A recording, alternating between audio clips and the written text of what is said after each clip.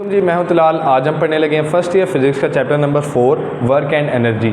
छोटा चैप्टर है, आसान चैप्टर है, मगर इम्पॉर्टेंट चैप्टर है। एंट्रेंस एग्ज़ाम में इसके बहुत से क्वेश्चन आते हैं। जो मर्जी एंट्रेंस एग्ज़ाम हो, इसका क्वेश्चन इससे रिलेटेड ज़रूर आता है इस चैप्टर से, ठीक है। और आप भले इंजीनियरिंग के स्टूडेंट हैं या मेडिकल के। इंजीनियरिंग के स्टूडेंट है तो आपने भले NET देना है या दूसरे कोई टेस्ट देने हैं, कोई भी टेस्ट आपने देना है, तो इस पंजाब की बुक को आपको पढ़ना ज़रूरी है। मैथ्स के मतलब आपको जो इंजीनियरिंग के स्टूडेंट हैं उन्हें तो फिज़िक्स मेन थ्योरी का पढ़ना पड़ेगा। कैट में तो केमिस्ट्री भी पंजाब के बुक से ज़रूर पढ़नी पड़ेगी। मेडिकल के जो स्टूडेंट्स हैं उनकी तो खैर उन्होंने तो सारा ही पंजाब के बुक से पढ़ना है ना, ज़रूरी है। थ्योरी बहुत इंपॉर्टेंट है रीड करना, तो ज़रूर थ्योरी को रीड करो, क्योंकि पेपर जो आता है मिक्स आता है। कभी थ्योरेटिकल पोर्शन आ जाता है ज़्यादा, कभी प्रैक्टिकल यानी न्यूमेरिकल पोर्शन ज़्यादा आ जाता है। तो इसलिए इम्पॉर्टेंट है रीड करना, रिस्क नहीं ले सकते हमेशा। अगर जिस तरह नस्ट के भी 60 MCQs आते हैं फिज़िक्स के, तो ना करते हुए भी 10 से 15 MCQ थ्योरी के ज़रूर होते हैं। तो इसलिए आपको थ्योरी पढ़ना बहुत ज़्यादा ज़रूरी है। अच्छा, अब शुरू करते हैं। वर्क की बात करेंगे। चैप्टर के पूरे चैप्टर में हम वर्क और एनर्जी से रिलेटेड बात करेंगे। वर्क होता क्या है? फिज़िकल मीनिंग की बात करते हैं। साइकोलॉजिकल मीनिंग तो वही है कि बंदा सारा दिन बैठा रहे, किताब खोल के बंदा कहते यार मैं काम करके थक गया हूँ, पर असल में वो फिज़िक्स की रूह से काम उसे आप नहीं कह सकते। फिज़िक्स में वर्क क्या चीज़ है? Product of displacement and direction of force, sorry direction मैंने लिख दिया कंपोनेंट ऑफ फोर्स, गलती से मैंने डायरेक्शन लिख दिया, कंपोनेंट आता है यहाँ पर, component of force, component of force in direction of displacement. अब असल में वैसे तो हम वर्क की अभी तक डेफिनेशन यही पढ़ते आए हैं, dot product of force and displacement, या आप उसे कहते हैं ये product of force and displacement, आप कुछ भी कह सकते हैं। मेन जो डेफिनेशन है, जो असल डेफिनेशन है, वो डेफिनेशन यही है कि product of displacement and component of force in direction of displacement. अब जो इसमें ये मैंने लिखा है ना, इन डायरेक्शन ऑफ डिस्प्लेसमेंट, ये बहुत ज़्यादा इंपॉर्टेंट है। हमेशा से हम क्या पढ़ते आए हैं, वर्क होता है W = F.D, और उस लिहाज से फिर डॉट प्रोडक्ट के लिहाज से बनता है FD cos थीटा। बिल्कुल ठीक है, इसमें कोई ऐसी गलती नहीं है। मैं ये नहीं कह रहा कि ये गलत लिखा है, ये बिल्कुल ठीक है। लेकिन ये केस cos थीटा वाला केस ये हर जगह पर अप्लाई नहीं होता। हर जगह पर ये अप्लाई किस लिए नहीं होता, इसकी मैं एक एग्जांपल आपको देता हूँ। समझें, ये आपके पास कोई ऑब्जेक्ट पड़ा है, कोई भी ऑब्जेक्ट, ठीक है, इसको हम इधर को डिस्प्लेस करवा रहे हैं, इस डायरेक्शन में है डिस्प्लेसमेंट। फोर्स हमारी जो है वो देखें ऐसे लग रही है आपके पास फोर्स। अब इसमें आप इसको फोर्स को ना उसके कंपोनेंट्स में डिवाइड करो। असल में इसको ऐसे करते हैं, यूँ देखें, यूँ। अगर ये लग रही है फोर्स F, ठीक है।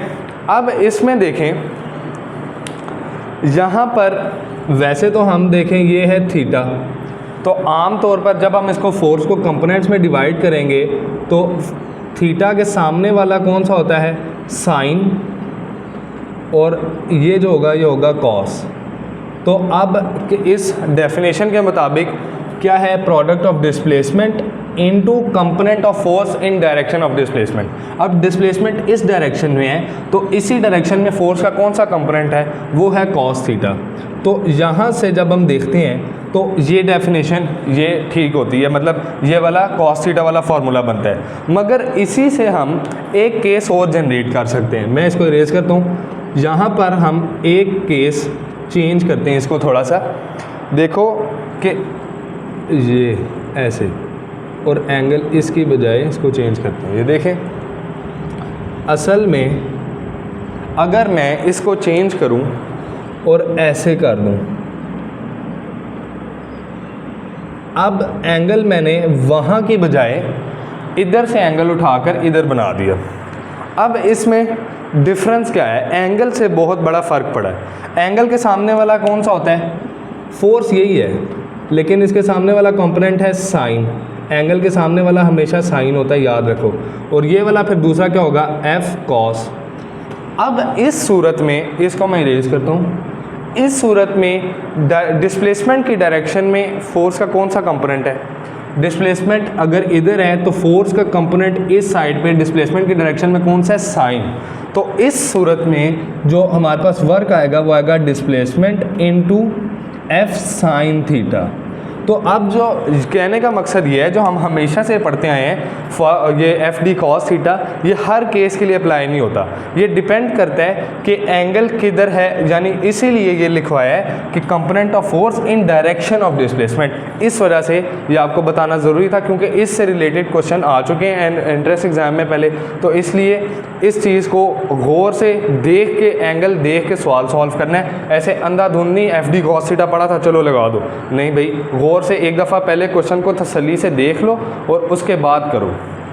चलो ये तो हमें अब समझ लगी फोर्स क्या होती है।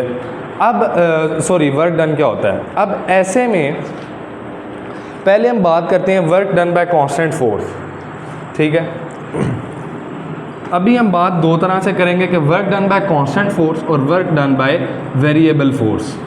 अब शुरू में अब बात करते हैं constant force. Work done by constant force वो तो हम सादा जो हमेशा से पढ़ते आए हैं ना, W is equal to F D cos theta या एफ डॉट डी, वो हम कांस्टेंट फोर्स की ही बात करते आए हैं हमेशा से। कि अगर इसको हम ग्राफ से समझते हैं, ऐसे देखें हमारे पास ग्राफ है, डिस्प्लेसमेंट हम लेते हैं इधर, अगर मैं x से, चलो d से डिनोट करता हूँ, डिस्प्लेसमेंट इस साइड पे है और y एक्सिस पे हमारे पास है फोर्स, तो कांस्टेंट फोर्स के लिए ग्राफ ऐसा होगा। ये मैंने ग्राफ के बारे में बहुत डिटेल में समझाया था कल, जो हमने लेक्चर लिया था चैप्टर नंबर 3 का, उसके अंदर ग्राफ के बारे में बहुत डिटेल से समझाया था वो वेलोसिटी टाइम, मगर उसमें मैंने बाकी सारे ग्राफ के लिए भी जो जनरल केसेस होते हैं वो सारे समझा दिए थे। तो इससे पता चलता है हमें कि ये कांस्टेंट फोर्स वाला है, ये वाला भी केस उसमें पड़ा था, तो ये कांस्टेंट फोर्स है। अब ये जो कांस्टेंट फोर्स वर्क डन करेगी, तो इस ग्राफ के अंडर जो एरिया आ रहा है, ये एरिया किसके इक्वल है, फोर्स इनटू डिस्प्लेसमेंट। और अगर हमें थोड़ा याद करें या थोड़ा दिमाग पर जोर डालें तो force into displacement work done के इक्वल होता है। तो इसका मतलब है कि जो एरिया अंडर द कर्व है इसमें, वो क्या होगा, वो वर्क डन के इक्वल होगा। अब कांस्टेंट फोर्स में हम ये जो वर्क डन है, सीधा आसानी से आप इसमें अंदर का जो एरिया है निकालो, आपके पास work done by constant force निकल आएगा। इसमें कोई ऐसी नई बात नहीं थी। थोड़ा सा जो चेंज आएगा वो आएगा work done by variable force में, उसको हम देखते हैं। अभी हम इसी के साथ ना यहाँ पर मैं अलहदा से करते हैं work done by variable force, इसको थोड़ा सा हम चेंज करते हैं, ठीक है। अब देखो वेरिएबल फोर्स के अंदर ग्राफ से ही समझेंगे ऐसे।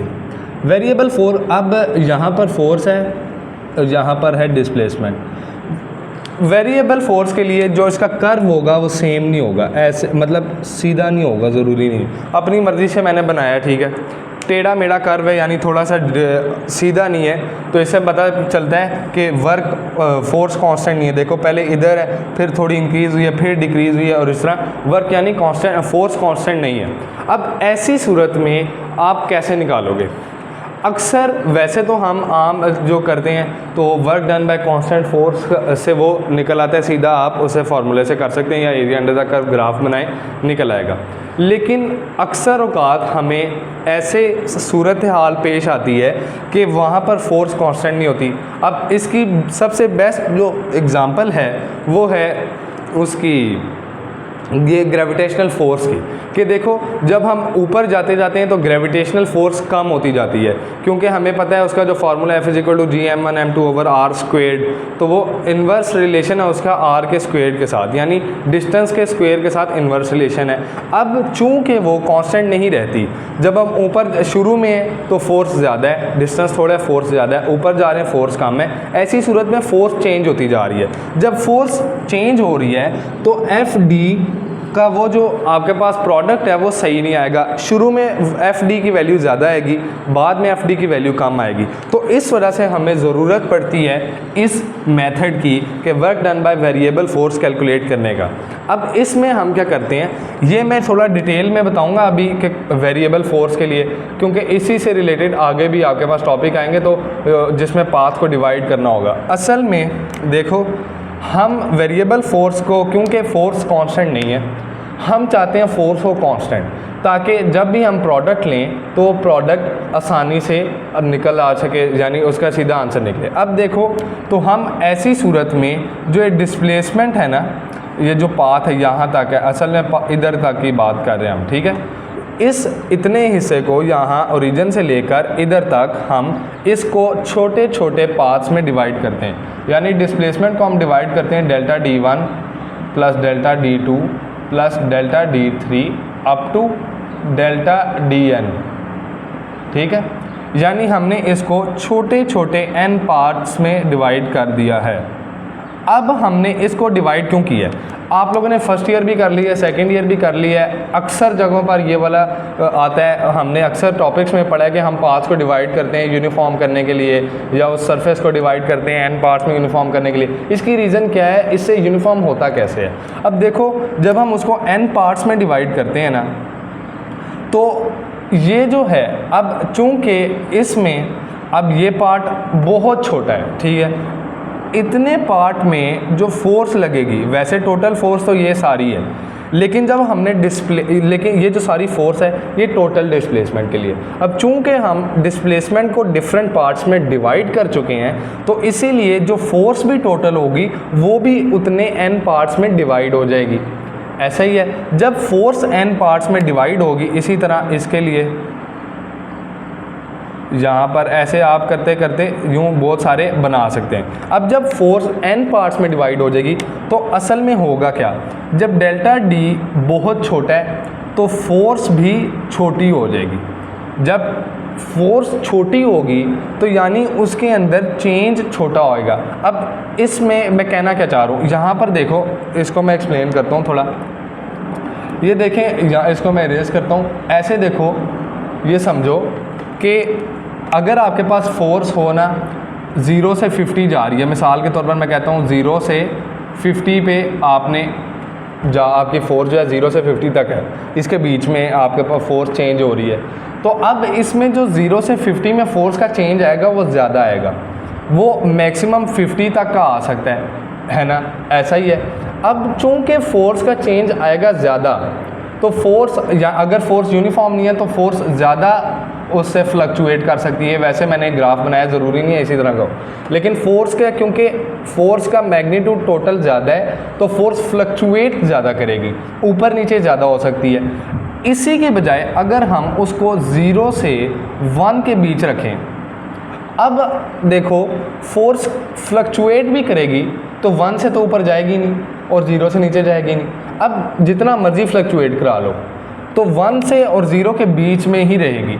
इस वजह से हमने मिसाल के, मैंने ये 50 की मिसाल इसलिए दी कि जब हम उसको बहुत बड़ी फोर्स थी उसको हमने छोटे में डिवाइड किया, जैसा यहाँ पर 0 से 1 में डिवाइड किया, ताकि वो अगर थोड़ा फ्लक्चुएट भी करे तो उससे इतना फ़र्क ना पड़े।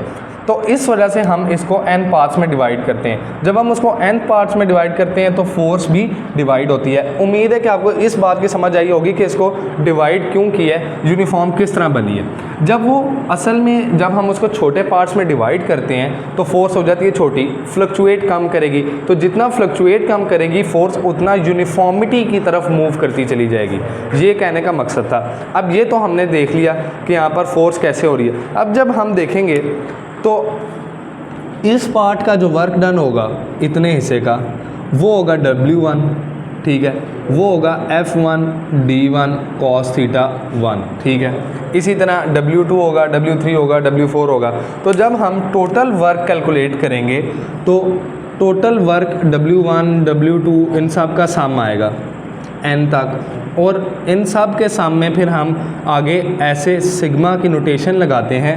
वो नोटेशन होती है n is equal to 1 to, sorry n की जगह j लिख देते हैं, j is equal to 1 to n f j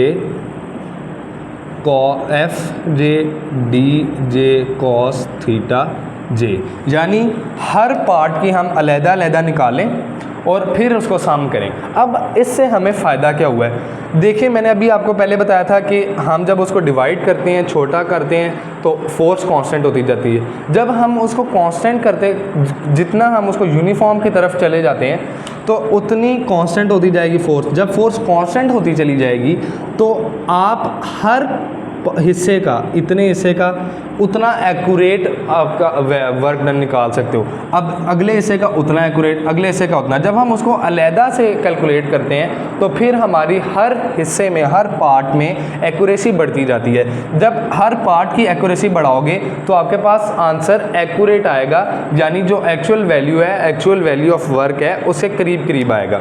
तो इसलिए हमने इसको पार्ट किया। तो इसलिए हम जब वेरिएबल फोर्स से होता है तो हम उस सारे को इकट्ठा नहीं कैलकुलेट करते, हम क्या करते हैं, उसको डिवाइड करते हैं और डिवाइड करने के बाद सम करते हैं ताकि हमारा जो वर्क डन हो वो सही कैलकुलेट हो। अगर आप उसको कैलकुलेट करोगे ना डायरेक्टली इस पूरे को, तो आपके पास इक्वल सही वैल्यू नहीं आएगी, आपके पास ज़्यादा वैल्यू आएगी। अब इसमें इसी में एक और बात आती है कि अगर हम डेल्टा डी को जितना छोटा करते चले जाएं, जितना छोटा करते चले जाएं, उतना ज़्यादा एक्यूरेट होता चला जाएगा। अब क्यों, वही कॉन्सेप्ट है जो मैंने आपको 0 से 1 और 0 से 50 का बताया था। अब 0 से 1 के बीच में भी कुछ तो फ्लक्चुएशन होगी। अगर मैं इसको और छोटा करके 0 से 0.1 ले जाऊँ, फोर्स को, डिस्प्लेसमेंट को इतना छोटा कर दूँ कि फोर्स 0 से 0.1 में ऐसे आ जाए, तो ऐसी सूरत में जितना छोटा करते चले जाएंगे फ्लक्चुएशन और छोटी कम होती चली जाएगी, जो उतनी ज़्यादा फोर्स कांस्टेंट की तरफ होती चली जाएगी, फोर्स कांस्टेंट की तरह बिहेव करने लगेगी। तो इसलिए जितना डी छोटा होगा उतनी ज़्यादा एक्यूरेट वैल्यूज़ निकलेंगी। ये कहने का सारा मकसद था। तो ये हमारे पास work done by variable force का ये फार्मूला है, और इसको एक्सप्लेन इसलिए किया है कि आगे भी इससे रिलेटेड कॉन्सेप्ट्स आएंगे। हम जब डिवाइड करेंगे यूनिफॉर्म करने के लिए, तो मैं बार बार ये चीज़ नहीं बताऊंगा, ये इसलिए अभी इसको ज़्यादा थोड़ा डिटेल में बात की है। चलो ये तो हमें आ गई अब समझ के work done by variable force का क्या सीन है और कांस्टेंट फोर्स का। अभी हम थोड़ी बात कर लेते हैं। एक टेबल मैं आप लोगों को बनवाता हूँ, आप लोगों ने ना इसको याद कर लेना है आसान ही है, लेकिन इसको याद कर लो क्योंकि ये अक्सर न्यूमेरिकल में काम आता है पेपर में। W is equal to F D cos theta है, ये हमें पता है। जनरल कॉस थीटा, ये वैसे मैंने आपको भी पहले बोला था कि हर केस में नहीं होता, लेकिन generally F D cos theta ही होता है। इसके ना केसेस होंगे कि थीटा 0 हो, फिर आता है थीटा हो 30, फिर थीटा आता है 45, फिर थीटा आता है 60 और फिर थीटा आता है 90। अब इन केसेस में जो वर्क डन निकलेगा, इसमें निकलेगा W is equal to F D. हम कर क्या रहे हैं, कॉस थीटा की जगह ये वैल्यूज़ डालते जाएंगे। जब कॉस 0 डालेंगे, ये मैं वैल्यू इधर लिख रहा हूँ, कॉस 0 होता है 1, कॉस 30 होता है 1/3/2। उसके बाद जो कॉस 45 होता है वो होता है 1/√2। कॉस 60 जो होता है वो होता है 1/2 और कॉस 90 जो होता है वो होता है 0। अब ये तो मैंने इसलिए एक दफ़ा लिख दिया कि आगे सब में हम असल में हम ये एंगल सारे इस फार्मूले के अंदर डालते जाएंगे और वैल्यूज़ देखते जाएंगे। जब 0 डाला तो वैल्यू आई एफ डी के इक्वल, यानी मैक्सिमम आई, यानी जब एंगल होगा 0 तो वैल्यू आएगी मैक्सिमम, और इसे हम लिख सकते हैं 100%। ठीक है, 100% वैल्यू, 100% आंसर हमें मिलेगा। जब होगा थीटा 30 डिग्री तो वैल्यू आएगी W is equal to F D into cos theta में कॉस 30 की वैल्यू डालेंगे तो ये, इसको मैं 0.866 भी लिखता हूँ, ये है 0.866, यानी यहाँ पर 1 था तो यहाँ पर 0.866 से मल्टीप्लाई हुआ है। जब किसी भी वैल्यू 1 से छोटी वैल्यू को मल्टीप्लाई करवाते हैं किसी भी चीज़ के साथ, तो उसका आंसर कम हो जाता है। अब देखो जब इसको हम 0.866 से मल्टीप्लाई करेंगे ना, तो ये बनेगा 86% ऑफ वर्क टोटल। टोटल को मैं W और सबस्क्रिप्ट में T से रिप्रेजेंट कर रहा हूँ। यानी ये 80 से ये 100% था, तो ये इसका W जो है इसको WT लिख देते हैं मैक्सिमम को। तो मैक्सिमम वर्क का ये या WT छोड़ो, इधर W मैक्स लिख देता हूँ। W मैक्सिमम जो है ना, जो मैक्सिमम वर्क था उसका 86% होगा।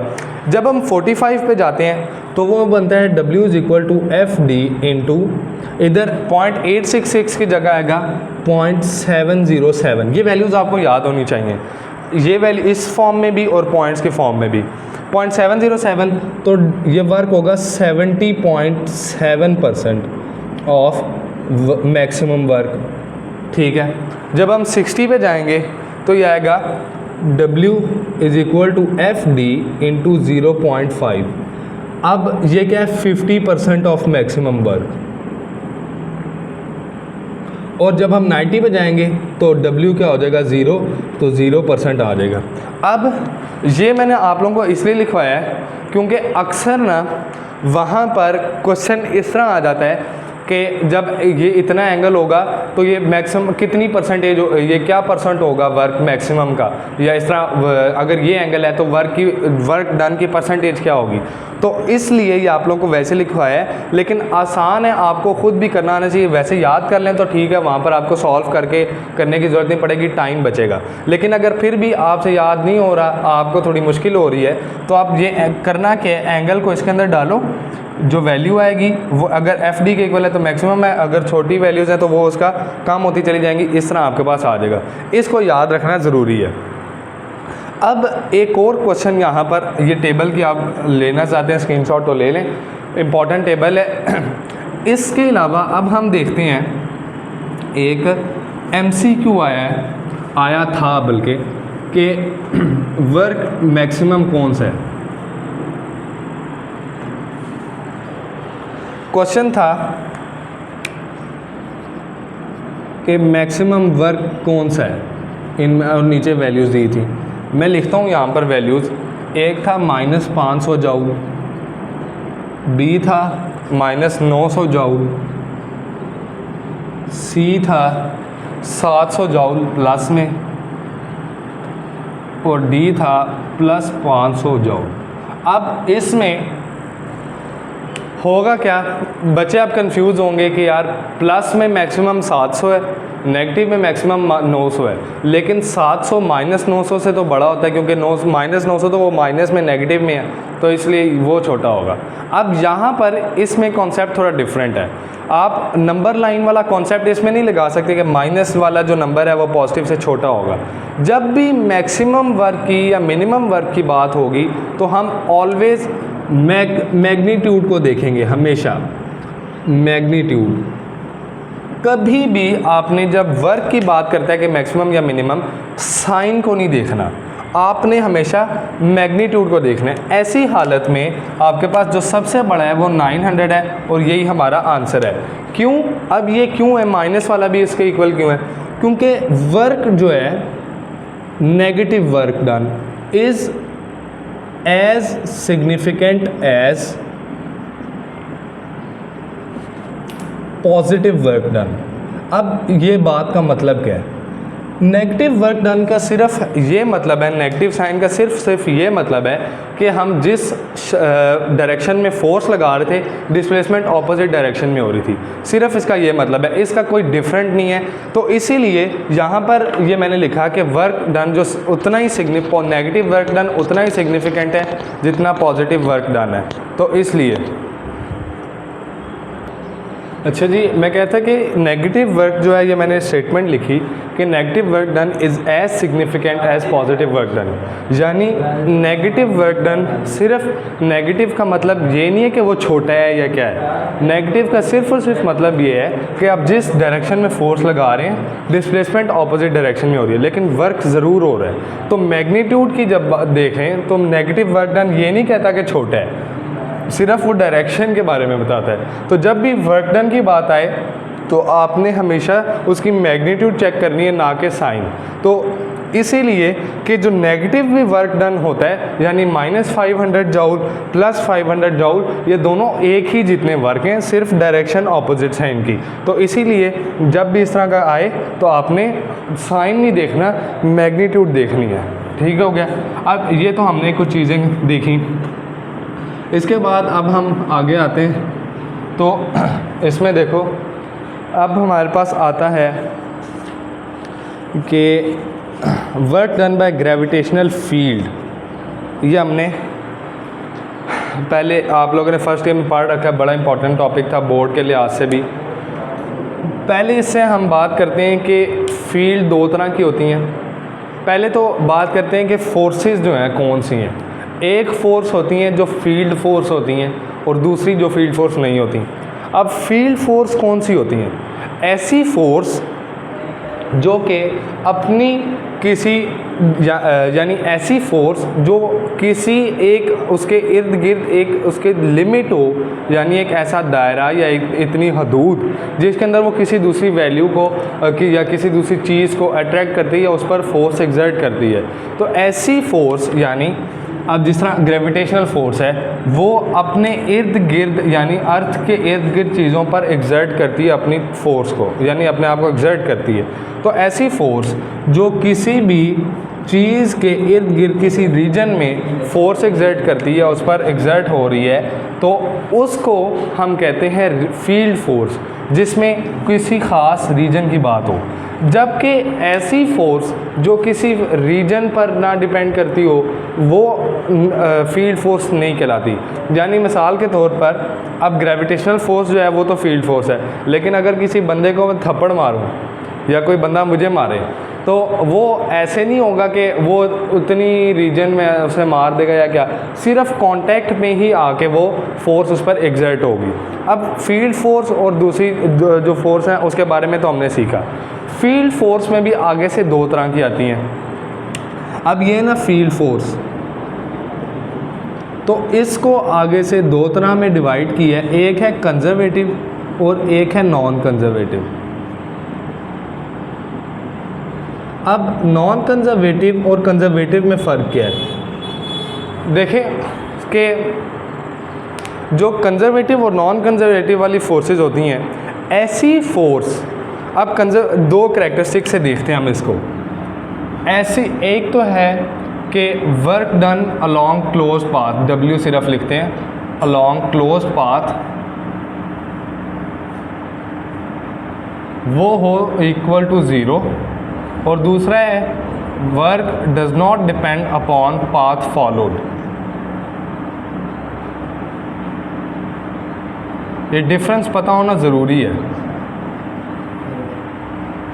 और इसी को जब आप ऑपोजिट कर दो, यानी जब वर्क अलोंग क्लोज पाथ मैं लिख रहा हूँ यहाँ पर, वो इक्वल टू 0 ना हो, और दूसरा कि वर्क डिपेंड करे इस पर, डिपेंड्स अपॉन पाथ, तो उसे कहते हैं नॉन कंजर्वेटिव, और जब नहीं करता तो इसे कहते हैं कंजर्वेटिव। अब हमने अक्सर पेपर में क्वेश्चन भी आ चुका है पहले, इसके लिए ना आप पंजाब की बुक का एक साइड बॉक्स है उसके अंदर लिखी हुई हैं कंजर्वेटिव और नॉन कंजर्वेटिव फोर्सेस के कुछ एग्जांपल दी हुई हैं, और हमेशा पेपर में उनसे रिलेटेड ही पूछा जाता है और वही ऑप्शन आते हैं। अब इसमें आसान तरीका अगर याद आपको नहीं भी आपने अगर टेबल पढ़ा हुआ तो याद रखो, E और G इस नाम से जो फोर्स शुरू होती हैं वो होती हैं कंजर्वेटिव, और इसके अलावा जो भी होंगी वो सारी नॉन कंजर्वेटिव होंगी। अब इसमें भी एक चेंज आता है इस चीज़ में, कई टीचर्स इसके साथ M भी लिखवाते हैं।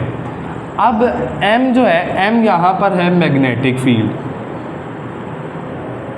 मैग्नेटिक फील्ड कई टीचर लिखवाते हैं कि वो कंजर्वेटिव फील्ड है, लेकिन असल में वो कंजर्वेटिव और नॉन कंजर्वेटिव के बीच में कहीं आती है, ठीक है ना।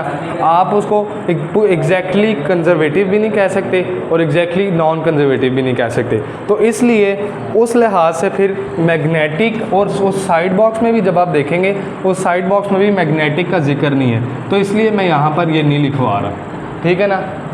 E और G के अंदर जिस तरह मिसाल के तौर पर आपके पास G से ग्रेविटेशनल फोर्स है, E से आपके पास इलेक्ट्रिक पोटेंशियल एनर्जी है, वो जो आपके पास फोर्स है एक आपके पास आती है इलेक्ट्रिक फोर्स या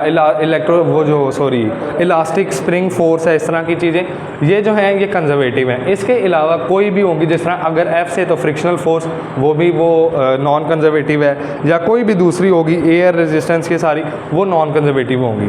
अब हम बात करने लगे हैं ग्रेविटेशनल फील्ड की। पूरी डेरिवेशन नहीं कराएंगे, सिर्फ मैं आपको इसकी करैक्टरिस्टिक्स लिखवाता हूँ। फार्मूला भी इसका कोई उस तरह ख़ास नहीं है। असल में अब हमने एक बात क्या की है, ग्रेविटेशनल जो फोर्स है, वैसे तो मुझे आप लोगों को याद होगा कि वो जब हम एक ऐसी डेरिवेशन करते थे यूं करके, और ऐसे ऐसे ऐसे पाथ था जिसका पहले इधर से इधर पाथ निकालते थे, फिर इधर से इधर वर्क डन निकालते थे, फिर इधर से तीनों साइड से इक्वल आता था। तो वो यहाँ पर हम डेरिवेशन नहीं करेंगे, टाइम नहीं है और ना ही उसकी हमें ज़रूरत है। हम बात करेंगे, सिर्फ मैं आपको इसकी कुछ बातें लिखवाता हूँ। ग्रेविटेशनल जो फोर्स का है ना, वो क्या है, पहले तो ये है कंजर्वेटिव, फिर उसके बाद इसी के साथ एक और आता है।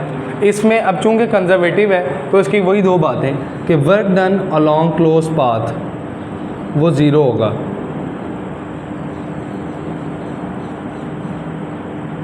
और इसी के साथ ये भी पाथ पर डिपेंड नहीं करती। अब इसकी जो वैसे थ्योरी आप लोगों ने ज़रूर पढ़नी है, ठीक है, लेकिन इसके अंदर और कोई ऐसी ख़ास बात नहीं है। मैंने जो मेन बात थी कंजर्वेटिव और नॉन कंजर्वेटिव वाली, वो मैंने आपको पहले एक्सप्लेन कर दी है, इसीलिए कि आपको बाद में इसमें टाइम उतना ज़ाया ना करना पड़े। ये तो हमने बात कर ली। अब हम आ रहे हैं आगे, आते हैं पावर पर। पावर क्या चीज़ है? अब वर्क डन की तो हमने बात कर ली कि वर्क डन क्या चीज़ होती है। पावर क्या होती है? असल में अगर एक बंदा एक गैलन है पानी की, कोई भी गैलन है, एक बंदा उसको उठा के ना ग्राउंड फ्लोर से आपने फर्स्ट फ्लोर तक लेके जाना है। एक बंदा उसको लेके जाता है 5 मिनट में और एक बंदा उसको लेके जाता है 1 घंटे में। अब वर्क तो दोनों कर रहे हैं, उसने भी उतना ही वर्क किया है, ए वाले ने 5 मिनट वाले ने भी, और 1 घंटे वाले ने भी उतना ही वर्क किया है। पावर की ज़रूरत इसलिए पड़ती है कि जब हम उनको डिफ्रेंशिएट करना चाहते हैं कि इसने इतने टाइम में किया और इसने इतने टाइम में किया। जब आप किसी भी चीज़ के वर्क को, किसी भी जो आपने उसका वर्क किया उसको टाइम के हिसाब से फिर डिफ्रेंशिएट करवा रहे होते हैं, तो फिर आप पावर की बात करते हैं। अब यहाँ पर पावर क्या होता है?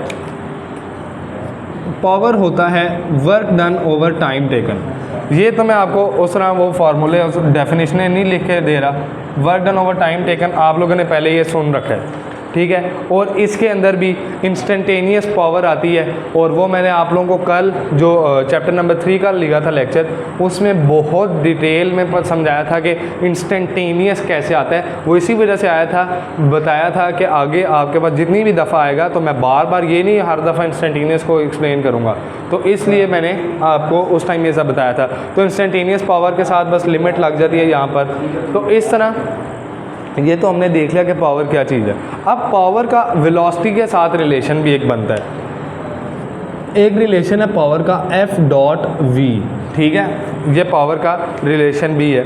अब आता कैसे है वो तो बहुत आसान है। F/d/t करो, d को आप वो लिख सकते हो डेल्टा, उस तरह वो कर लो, उसमें कोई मसला नहीं है क्योंकि d/t v ही होता है, तो आप उसको इस तरह भी लिख सकते हो। अब असल में ये जो है ना, ये इम्पॉर्टेंट है, ये जो एक्सप्रेशन है, क्योंकि जब अब पेपर जो भी बनते हैं ना एंट्रेंस एग्ज़ाम, वो किसी लेवल के हिसाब के बनते हैं। यानी ऐसा नहीं होता कि सारा पेपर मुश्किल है या सारा आसान है। पेपर होता है बीच में, आसान भी होगा, मुश्किल भी होगा, दरमियाना भी होगा। जब आसान वाला जो होता है ना, उसके अंदर ये वाला ज़रूर आता होता है, क्वेश्चन ये ज़रूर आता है। अब लास्ट ईयर MD कैट का जो पेपर हुआ था, उसके अंदर फिज़िक्स के अंदर ये पोर्शन आता है, उसके अंदर उसकी स्टेटमेंट ये थी कि the dot product of force and velocity is called. अब सीधा सीधा पावर तो, और इसी तरह ये ई कैट में भी एक दफ़ा आ चुका है। तो इसीलिए इस चीज़ को, छोटी छोटी चीज़ों को भी ये सोच के नहीं इग्नोर करना कि यार ये तो बहुत सीधी है, ज़रूर उसको पढ़ो, ज़रूर पेपर के अंदर कहीं से भी कुछ भी उठ के आ सकता है, तो आप रिस्क ना लो। अच्छा जी, इसके बाद हम बात करते हैं, हम करते हैं एनर्जी की बात। अब जो है कि एनर्जी होता क्या है। डेफिनेशन हम पढ़ते आए हैं, energy capability of a body to do work, वो होती है एनर्जी। कि किसी भी बॉडी की वो सलाहियत कि वो काम कर सके, उसको आप कहते हैं एनर्जी, उस बॉडी की एनर्जी होगी। अब ये तो हमें समझ लगी एनर्जी से। अब यहाँ पर हम दो तरह की एनर्जीज़ की बात करेंगे, एक तो काइनेटिक एनर्जी और एक होगी पोटेंशियल एनर्जी। अब काइनेटिक एनर्जी किस वजह से होती है? Due to motion of body. Body जब मूव करे और उस वजह से जो उसके अंदर एनर्जी पैदा हो, उसे हम कहते हैं काइनेटिक एनर्जी। और पोटेंशियल एनर्जी क्या होती है? ऐसी एनर्जी जो बॉडी की पोजीशन या हाइट की वजह से हो सकती है, ठीक है ना, उसे हम कहते हैं पोटेंशियल एनर्जी। अब इसकी भी आगे से पोटेंशियल एनर्जी के टाइप्स हैं, gravitational potential energy, elastic potential energy, इस तरह वो इलेक्ट्रिक पोटेंशियल एनर्जी, वो डिफरेंट टाइप्स हैं।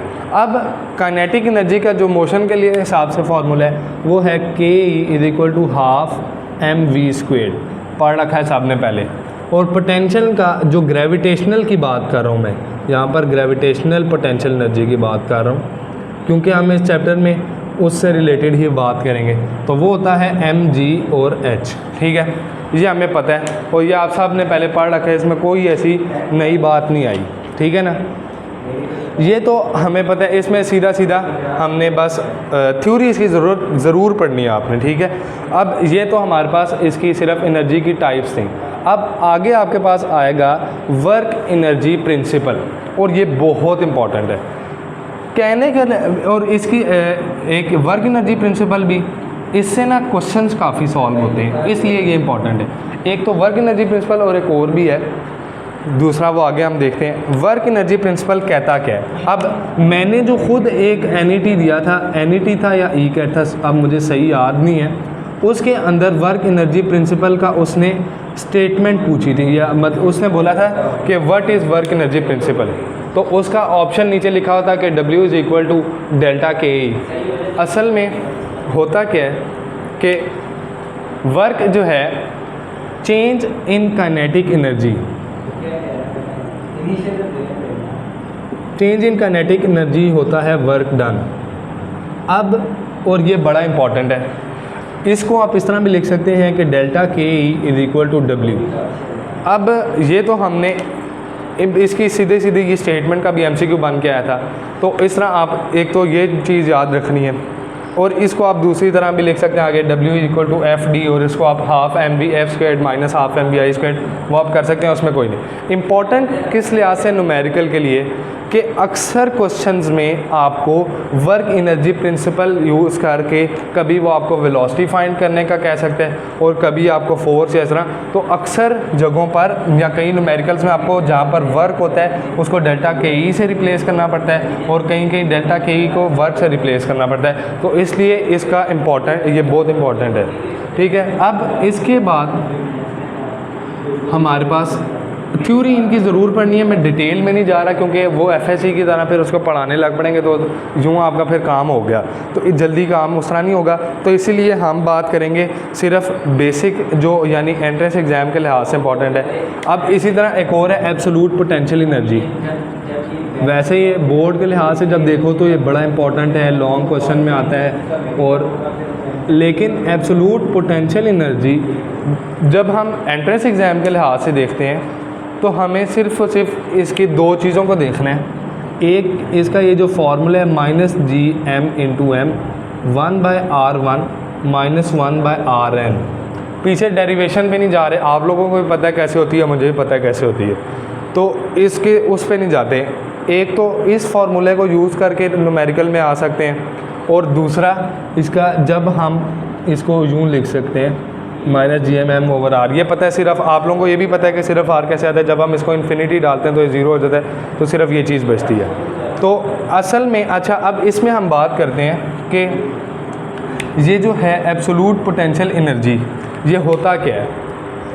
Work done in moving a body, work done by gravitational force in displacing an object from a position to infinity या to a point where gravitational potential energy is zero. असल में इसकी ज़रूरत क्या पड़ती है ये मैं थोड़ा आप लोगों को एक्सप्लेन कर देता हूँ। हम लोग पोटेंशियल एनर्जी का फार्मूला पढ़ के अभी अभी हटे हैं कि mgh का फार्मूला होता है, लेकिन ये फार्मूला हर जगह नहीं लग सकता। अब क्यों नहीं लग सकता, इसके अंदर आ रहा है g। अब स्मॉल g ये जो है ये कांस्टेंट नहीं है,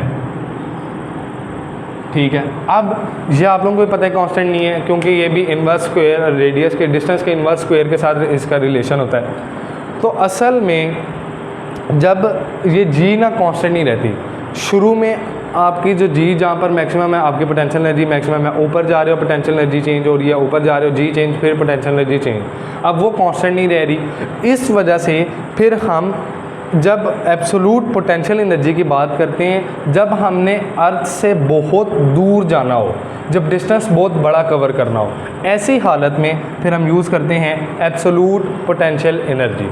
अब एब्सोलूट पोटेंशियल एनर्जी में क्या है, मिसाल अब यहाँ पर देखो कि अगर ये अर्थ है, यहाँ पर एक वो पड़ा हुआ है कोई भी ऑब्जेक्ट है, ठीक है ना, ओ मैं लिख रहा हूँ, आपने उसको यहाँ से उठाकर बहुत ऊपर इन्फिनिटी पर एक पॉइंट है, यहाँ n पॉइंट पर लेके जाना है इसको। अब हमें पता है जब हम ऊपर जाते जाएंगे अर्थ से तो g की वैल्यू कम होती चली जाएगी, कम होती चली जाएगी। अब जब g की वैल्यू कम हो रही है तो वो फिक्स्ड नहीं रह रहा, सही है, वो फिक्स्ड नहीं रहेगा। जब वो फिक्स्ड नहीं रहता तो ऐसी सूरत में फिर आपको एब्सोलूट पोटेंशियल एनर्जी वाला फार्मूला यूज़ करना पड़ता है।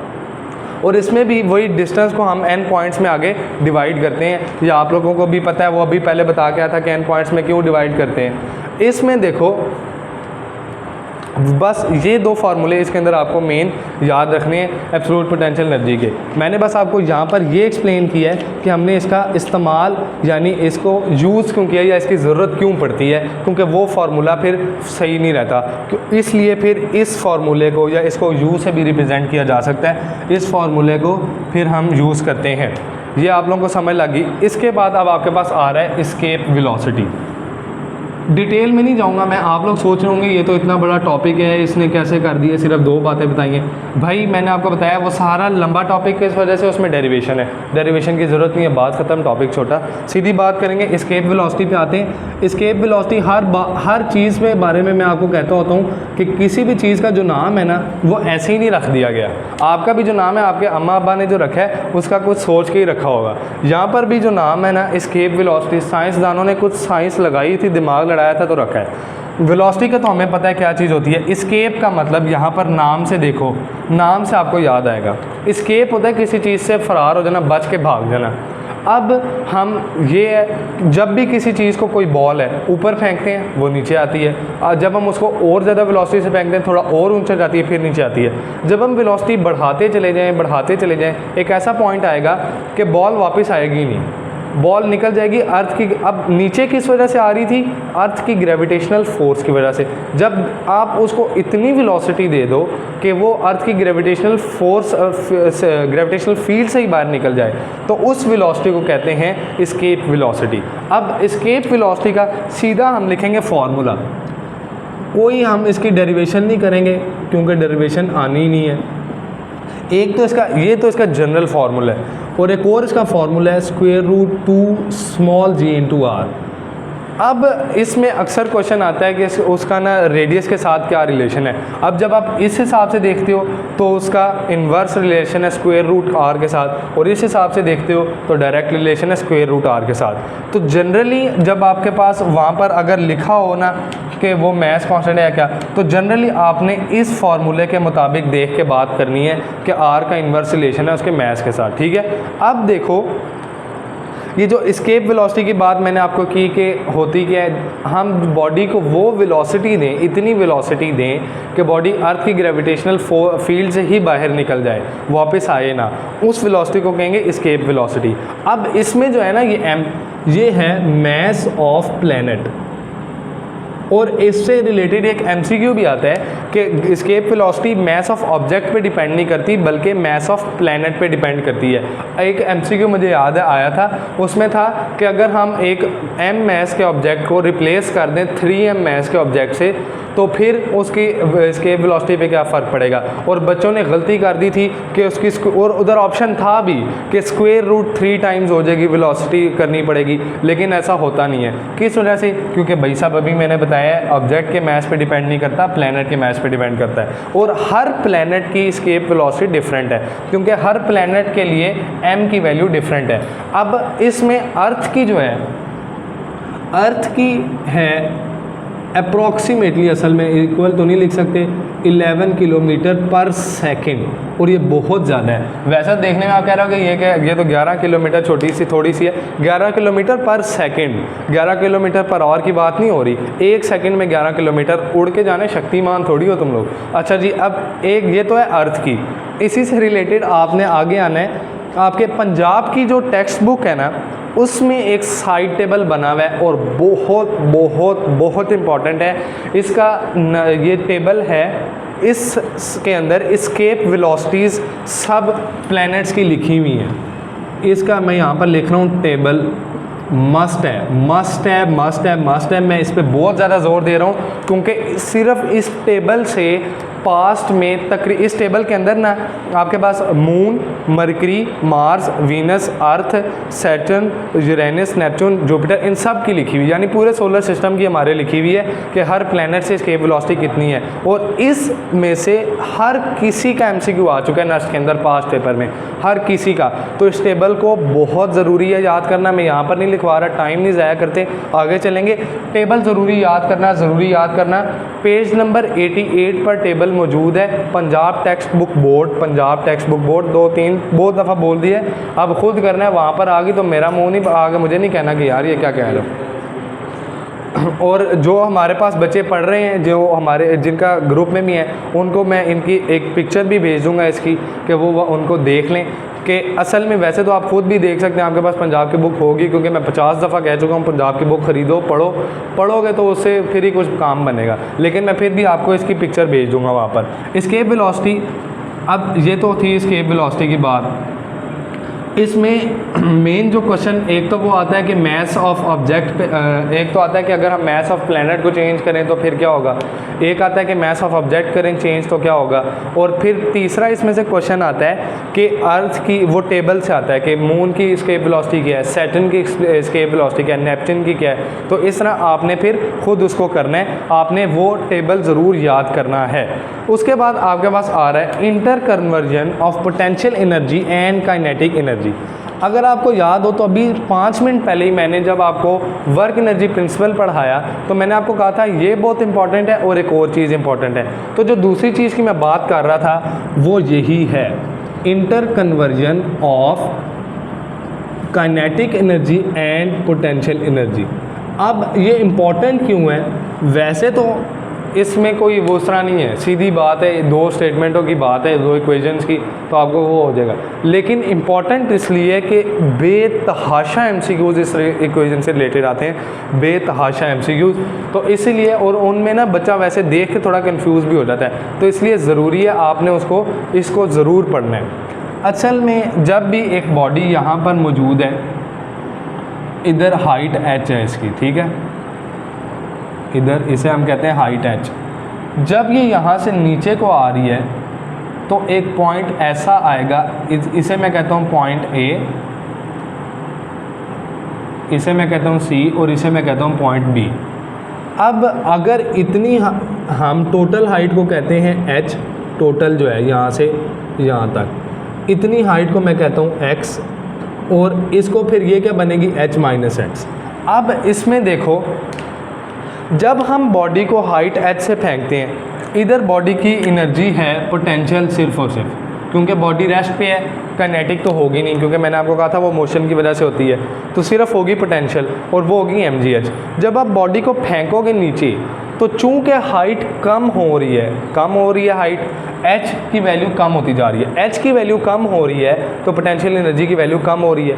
जब पोटेंशियल एनर्जी की वैल्यू कम हो रही है तो एनर्जी जा कहाँ रही है, वो जो कम हो रही है एनर्जी वो चेंज हो रही है काइनेटिक एनर्जी में, और वो फिर काइनेटिक एनर्जी में जाके चेंज हो जाएगी। और जब इस पॉइंट पर आएगी बिल्कुल टच करने से पहले, तो सारी की सारी पोटेंशियल एनर्जी काइनेटिक में बदल चुकी होगी। यहाँ पर इस पॉइंट पर काइनेटिक 0 है और पोटेंशियल इसके इक्वल है, और इधर काइनेटिक होगी हाफ mv² वाला वो जो फार्मूला है, और पोटेंशियल 0 होगी। लेकिन ये मैं कह रहा हूँ ग्राउंड पर टच होने से पहले, टच होने के बाद तो फिर तो वो चेंज हो जाएगी ना, क्योंकि वो साउंड में और इस तरह वो चेंज हो जाएगी।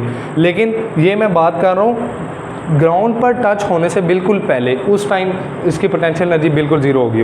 अब यहाँ पर होगा क्या, जो होगी ना पोटेंशियल एनर्जी जितनी कम होगी उतनी काइनेटिक एनर्जी बढ़ती चली जाएगी। तो होता क्या है कि लॉस इन पोटेंशियल एनर्जी वो इक्वल होता है गेन इन काइनेटिक एनर्जी।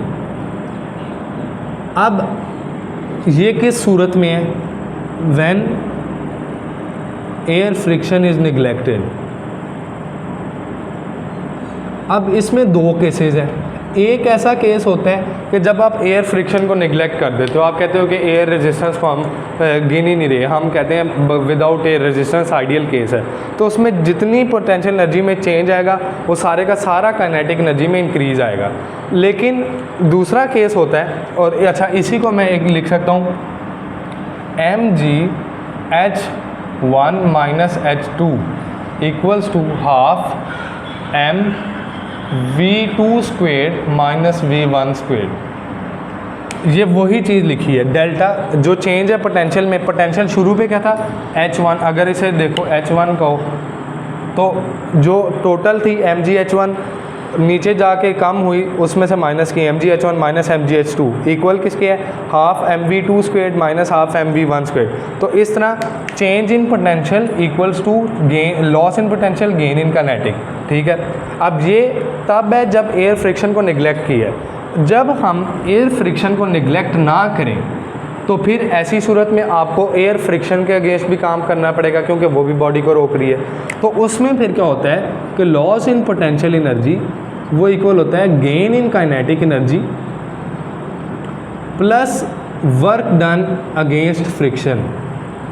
अब चूंकि फ्रिक्शन उसको रोक रही है बॉडी को, तो उसके अगेंस्ट उसको ओवरकम करने के लिए भी थोड़ी एनर्जी लगानी पड़ेगी। तो इसलिए फिर सारी लॉस पोटेंशियल एनर्जी में जो हुआ है वो सारा काइनेटिक एनर्जी में गेन नहीं आता, बल्कि थोड़ा सा वो फ्रिक्शन के अगेंस्ट भी होता है। फिर उसकी इक्वेशन इसमें आ जाती है, उसको हम लिख सकते हैं mgh1 - h2 equals to half mv² - v1² plus f into H. ये वर्क डन अगेंस्ट फ्रिक्शन है। एच से ऐसे नहीं कंफ्यूज होना है, कोई नई साइंस आ गई है। एच डिस्प्लेसमेंट के लिए ही है, लेकिन चूंकि बुक की इक्वेशन में ऐसा एच लिखा हुआ है तो इसलिए मैंने भी यहाँ पर एच का इस्तेमाल किया। ये था हमारे पास जी, जो आपके पास था inter conversion of kinetic energy and potential energy. और ये बहुत ज़्यादा इंपॉर्टेंट है, बहुत ज़्यादा इंपॉर्टेंट है, बहुत ज़्यादा इंपॉर्टेंट है। इसमें से बहुत ज़्यादा क्वेश्चंस आते हैं न्यूमेरिकल की फॉर्म में। उधर मुंह खोल के नहीं बैठ जाना, पढ़ के चले जाना, तो वहाँ पर आपको मसला नहीं होगा। अगला आपके पास जो बस लास्ट में है, इसमें आता है conservation of energy. Conservation of energy हम हर जगह पढ़ते आते हैं कि law of conservation of energy, law of conservation of energy. अक्सर जगहों पर हमारे पास ये नाम सुनने को हमें मिलता है, law of conservation of energy का। कंजर्वेशन ऑफ एनर्जी का मतलब क्या है? कंजर्व होता है किसी चीज़ को, मतलब इसके मुख्तलिफ मानों में हो सकता है, इसके मानी हो सकते हैं मुख्तलिफ, आप उसको कॉन्टेक्स्ट में ले सकते हैं। वैसे होता है कि बचे रहना, मतलब ज़ाया ना होना। तो कंजर्वेशन ऑफ एनर्जी का मतलब है कि एनर्जी जो है आपकी, वो कभी भी ऐसा नहीं है कि एनर्जी डिस्ट्रॉय हो जाए, और यही हमारा law of conservation of energy कहता है। और ये फिज़िक्स का बेसिक फंडामेंटल लॉ है कि neither energy can neither be created nor be destroyed but can be converted from one form into another. और वही सारी इक्वेशन, यही मेन इक्वेशन है जो काइनेटिक एनर्जी के बारे में बात करती है। अब हमने पहले जो इसमें बात की थी कि लॉस आया पोटेंशियल में, गेन आया काइनेटिक में, उसमें असल में सिर्फ जो बात हो रही है वो सिर्फ ऐसा नहीं है कि पोटेंशियल में लॉस आया तो वो एनर्जी गायब हो गई है कहीं। असल में टोटल एनर्जी हर वक्त कांस्टेंट रहती है, हर वक्त total energy always constant, always, it is always constant, सही है ना।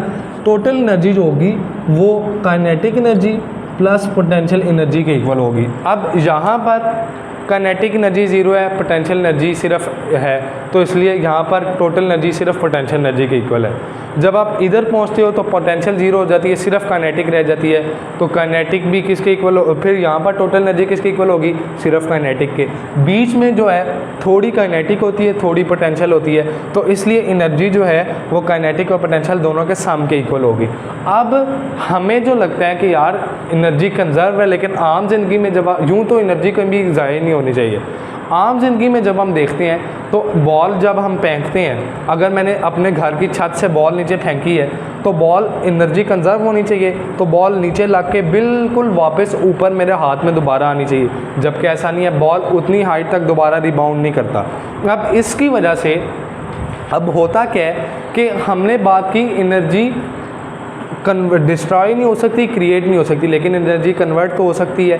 अब असल में वो जो एनर्जी थी बॉल की टोटल, वो थोड़ी सी उसमें एयर फ्रिक्शन के अगेंस्ट काम करने लगी। अब जो ऐसी एनर्जी वेस्ट होती है वो हीट एनर्जी की फॉर्म में कन्वर्ट होती है, और वो हीट एनर्जी हमारी अर्थ का टेम्परेचर बढ़ा रही है। इसीलिए एज अ रिज़ल्ट हमारी जो ओवरऑल एनर्जी की सोर्सेज हैं वो डिप्लीट होती चली जा रही हैं। कोई अब इसीलिए हम वो अक्सर आपने कई जगहों पर सुना होगा, साइंसदान कह रहे हैं नई एनर्जी के सोर्सेज ढूंढने हैं, ये करना है वो करना है, वो इसीलिए कर रहे हैं ताकि हमारी ये जो सोर्सेज डिप्लीट हो रही हैं इनको रिप्लेनिश करने के लिए आपके पास नई सोर्स भी कोई होनी चाहिए।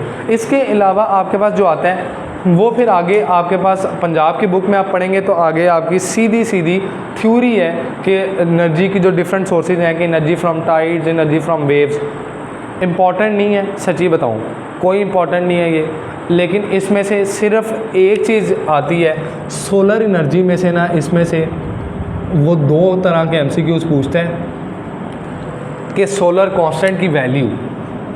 आप थ्योरी पढ़ेंगे खुद तो आप लोगों को उसमें समझ लग जाएगी, वैसे इंपॉर्टेंट उसका नहीं है, लेकिन थ्योरी फिर भी खुद पढ़ लेना, सही है। सोलर कांस्टेंट की वैल्यू होती है 1.4 किलोवाट, वो होती है 1.4 किलोवाट पर मीटर स्क्वेयर, और ये यूनिट याद रखना है इसका, ठीक है। किलोवाट पर मीटर स्क्वेयर ये है अबव अर्थ सरफेस या आउटसाइड अर्थ सरफेस, ठीक है ना। आउटसाइड अर्थ या अबव, आप जो मर्जी लिख लो, या इधर ही मैं लिख देता हूँ आउटसाइड अर्थ, ठीक है। और ऑन अर्थ जो होती है, ऑन अर्थ वो होती है 1 किलोवाट पर मीटर स्क्वेयर। अब ये मैंने इसलिए लिखवाया है क्योंकि पूरे इसमें से ना थ्योरी वाले में से सिर्फ ये और ये दो चीज़ें आई हैं जो नश के एंट्रेंस एग्ज़ाम में एक दफ़ा आई थी, एक दो दफ़ा, वो वरना इसमें से कोई नहीं आया। लेकिन आप लोग फिर भी एहतियातन पढ़ लेना ताकि आप लोगों को कोई मसला ना हो। इसके अलावा आपके पास एक दो, अब यूँ तो हम देखें ना तो आपका चैप्टर पूरा हो गया, लेकिन इसके अलावा मैंने दो केस ना आपको 2-3 केस एक्स्ट्रा करवाने हैं इस चैप्टर से रिलेटेड, क्योंकि उससे रिलेटेड बहुत ज़्यादा क्वेश्चंस आते हैं एमडी कैट में भी और इंजीनियरिंग के टेस्ट में भी। अब यहाँ पर देखो कि आपके पास पहला जो केस है वो केस है स्टैकिंग ऑफ ब्रिक्स का। अब स्टैकिंग ऑफ ब्रिक्स जो है इसमें अक्सर क्वेश्चन आता है एंट्रेंस एग्ज़ाम में कि अगर आपने एक ब्रिक के ऊपर एक ब्रिक रखी है, इस तरह 9-10 ईंटों के ऊपर ईंट रखी हैं, तो फिर आपको कितना वर्क करने में लगा है या क्या किया है। तो इसके लिए आपने सिर्फ़ और सिर्फ फार्मूला लिख लेना है। फार्मूला हमारे पास है W = N × N-1 divided by 2 × mgh। अब ये फार्मूला है जी आपके पास, इसमें n क्या है, n है नंबर ऑफ़ ब्रिक्स कि जितनी उसने ईंटों का कहा है। ये कुछ स्पेशल केसेस हैं क्योंकि ये एंट्रेंस एग्ज़ाम में काफ़ी दफ़ा आ चुके हैं, इसलिए ये करा रहा हूँ। इसमें हाइट जो है, हाइट ये h, ये हाइट ऑफ 1 ब्रिक है, 1 टोटल नहीं, हाइट ऑफ 1 ब्रिक, एक ईंट की बात कर रहे हैं, ठीक है ना।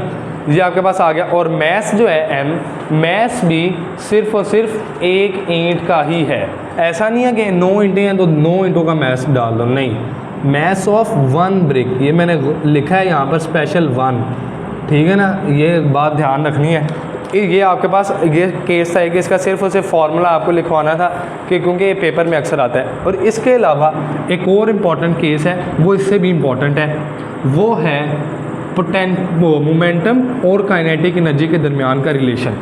बेतहाशा इम्पॉर्टेंट है, बेतहाशा। असल में होगा क्या, पी एंड के ई में रिलेशन की बात कर रहे हैं। ये मैं इसके लिए ना मैं आपको थोड़ी सी डेरिवेशन भी करा देता हूँ, क्योंकि मेरे ख्याल से आप लोगों ने ना ये पहले मुश्किल ही है कि पढ़ा हो ये, ठीक है।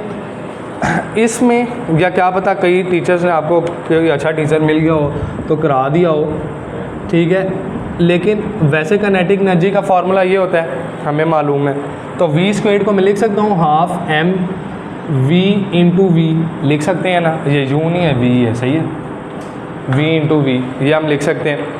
तो अगर मैं काइनेटिक एनर्जी में यहाँ पर इसके साथ m को भी मल्टीप्लाई करवा दूँ, इधर एक m एक्स्ट्रा मल्टीप्लाई करवा दूँ, इधर मतलब मल्टीप्लाई डिवाइड करवाया, यहाँ पर अगर मैंने एक m मल्टीप्लाई और डिवाइड करवाया तो ऊपर m into M M squared हो गया, नीचे m 2 के साथ आ गया।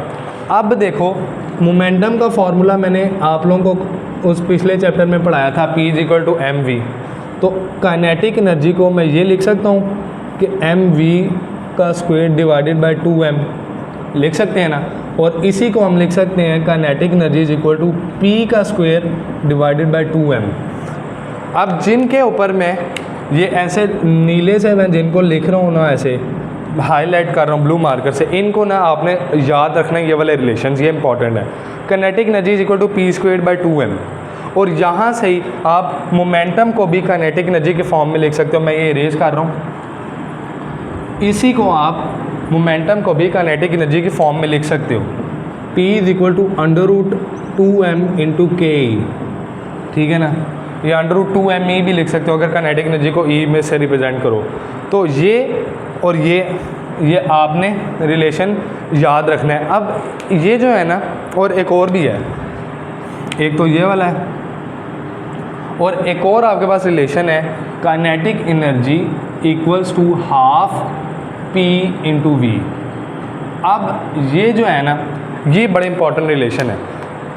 अक्सर आपके पास क्वेश्चन आता है कि अगर आपके पास मैस कांस्टेंट है तो मोमेंटम को इतना बढ़ाया तो क्या हुआ है, अगर मैस कांस्टेंट है तो काइनेटिक एनर्जी का क्या रिलेशन है या क्या रिलेशन है।